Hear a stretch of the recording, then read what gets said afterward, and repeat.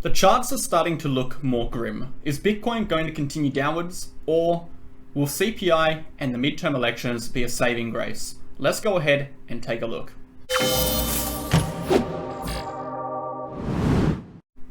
Okay, what is going on, MegaWhale team? Welcome back to the channel. Thanks for tuning into today's video. We're going to do a short update on the short-term price action today. Really try to look at what we think is going to happen leading up to the midterms and obviously CPI.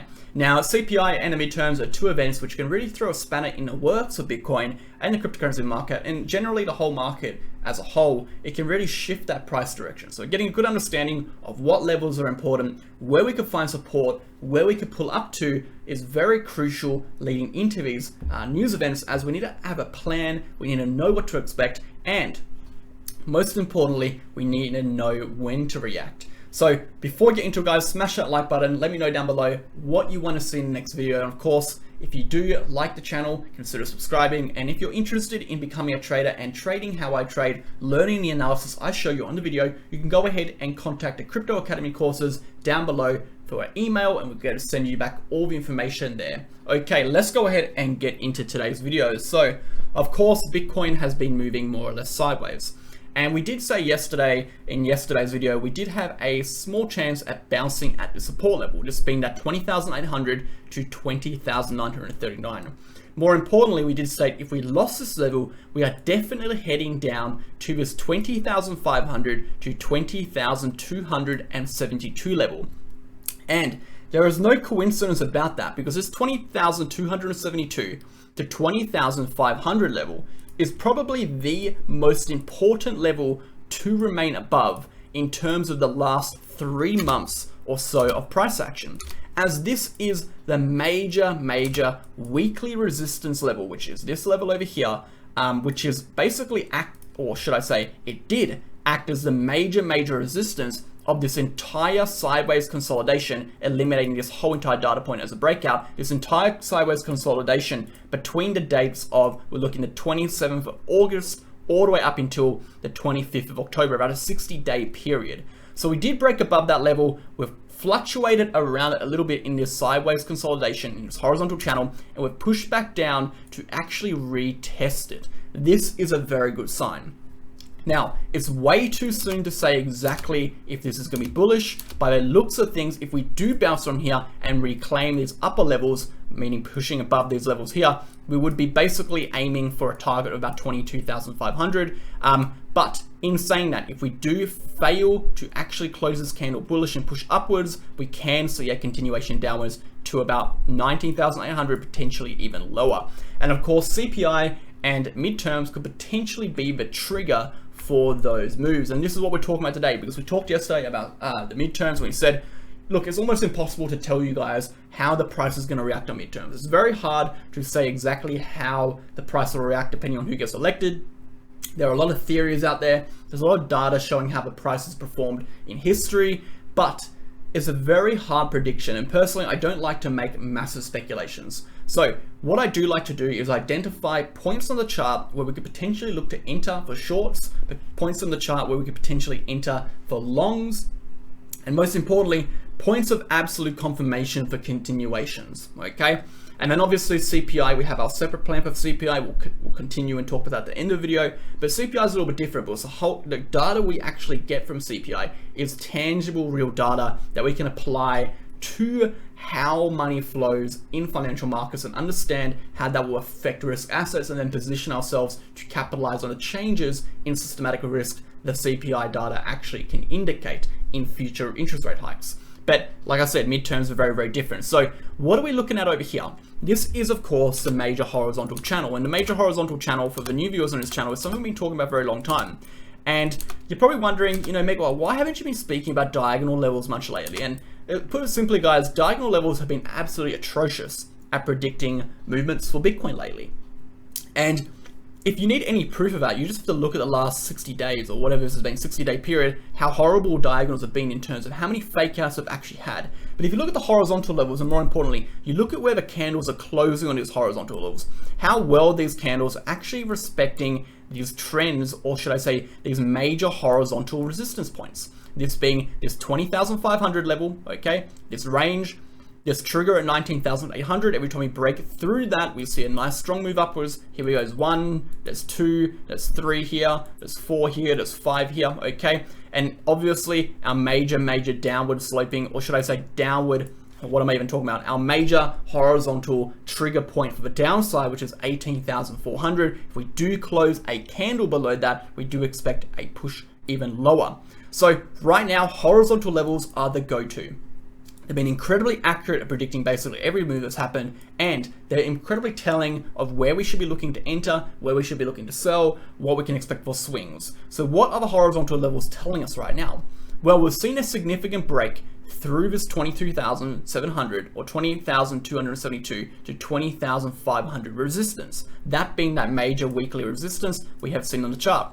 We pushed upwards, we broke through 20,800, which was a weaker weekly resistance. The reason being is this was an individual horizontal price point. It wasn't a range, it was a singular price point. Singular price points are always going to be weaker supports than horizontal ranges or support ranges, okay? So we broke through that, we got rejected over here, which of course we did say was going to happen as we took a look at that larger time frame over here on the 2-day chart related to the 2018 compression and expansion we saw of the 50 EMA on the 2-day chart for Bitcoin. And we did notice a potential fractal playing out, which was this over here.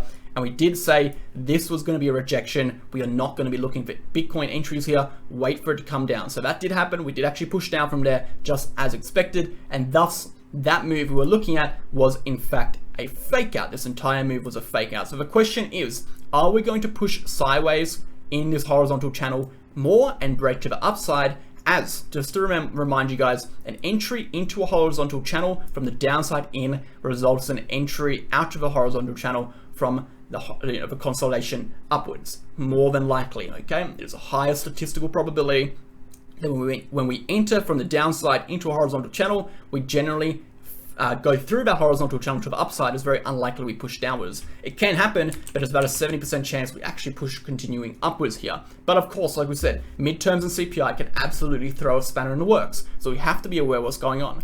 So what would be the confirmation that we continue upwards? Very obvious. We do have now major support here. We are bouncing from that support as we currently speak. Really good to see. If this green candle can push upwards, we get a few more green candles here, pushing back through 20,800. Most importantly, pushing through this $21,000 resistance, we will expect a continuation upwards, and that could potentially take us, or more likely, it will take us up to 22,500, potentially into this next resistance range. So a potential big move for Bitcoin is coming there, guys, okay? And if we do lose through this 20,272 and a 20,000 horizontal psychological support, we will expect a trigger and break of 19,800, sending us back between $19,500 to $18,800, which would be incredibly bad for Bitcoin, as that would instantly make it look like we're going to be continuing lower, okay? Not a very good sign. So again, midterms, CPI, it's going to throw a spanner in the works. It's going to bring up the volatility. It's going to change the price action in any direction. We do have to be very much aware. Those are the triggers. Those are the levels to look out for. It's very hard to say exactly what's going to happen now, because whatever we say is going to happen now can change completely based on these news events. Okay, these news events have the ability to shift the market's direction very rapidly, aggressively, and against whatever technical trend we are looking like on the charts. Very important to understand, guys, okay? Looking for an honest, reliable, and accurate exchange that you can trust to trade on, go ahead and sign up to Bitget with the link down below and join myself and all of our other VIP members and other members who trade on Bitget daily. There's a whole range of benefits and features you can actually get by trading on Bitget. These include no government regulations, meaning you can sign up from anywhere in the world. There's no KYC.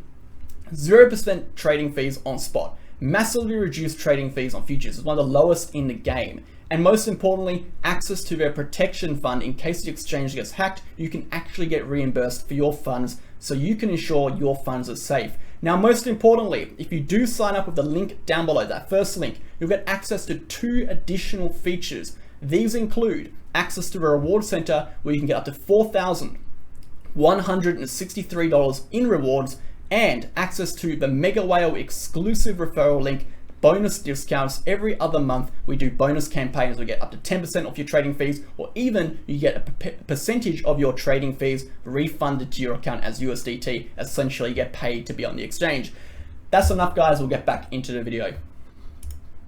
So let's take a look at the rest of the market really quickly. The DXY, again, the DXY is very telling on what Bitcoin is going to be doing because they are most likely, or they are, should I say more commonly, they're negatively correlated, they inversely correlate. When the Bitcoin goes down, the DXY generally goes up. Now, it's not always the case. We do have rare scenarios where they can both be moving down. Very unlikely we see scenarios when they both move upwards, but more or less, generally when the DXY drops, Bitcoin rises. And we have seen the DXY dropping over the last couple days, and this has probably basically been the last 5 days since the start of the month, really. And Bitcoin is more or less likely, or should I say, more or less been rising, should I say, for the last 5 or 6 days since the start of the month, and pushing sideways. So the DXY is coming down to its horizontal support range, which is, of course, is 110 major support to 109. Now, losing 109 over here, guys, will be very, very bearish. That will continue downwards. We could definitely see the DXY drop, and of course, that will result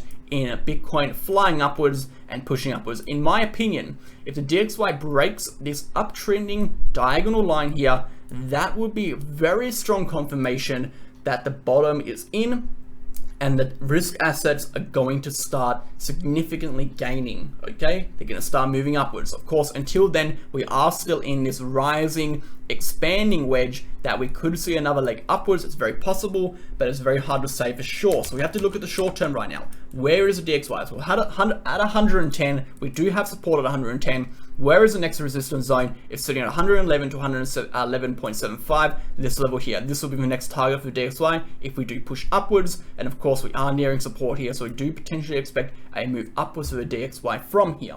The total cryptocurrency market cap, of course, well, on the black chart over here, it did get pretty strongly rejected. I actually might go ahead and change this to this over here. And you can see it did get strongly rejected at this level. We do want to see a break above that level over here to continue upwards, okay? And this is that $1 trillion resistance. So breaking up from this level, very bullish, continuing down over here, very, very bearish. And of course, we are in this, what you would call a descending triangle pattern. And of course, descending triangles are inherently bearish. So this is one of the only charts I've been talking about for the last few months that does genuinely worry me. I've been talking about it for ages now.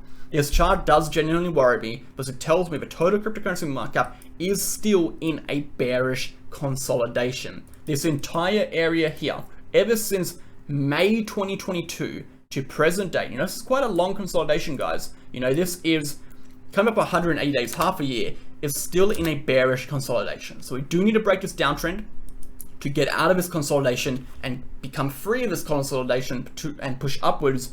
Or if we get rejected, we can potentially head lower, and that is a very bad thing. If we do head lower, guys, when we break through this level, it's not looking good, guys. Bitcoin will definitely go down to about 11,000, 13,000. Altcoins will get absolutely hammered again, okay? So be very, very mindful of that. That is one of the only charts we're very concerned about. This is probably one of the only reasons why I am not full bull mode yet. I'm not fully, yes, the bottom's 100% in. There is still a glimmer of hope for the bears. There is still a chance we do push lower, and this is the reason I do still believe that.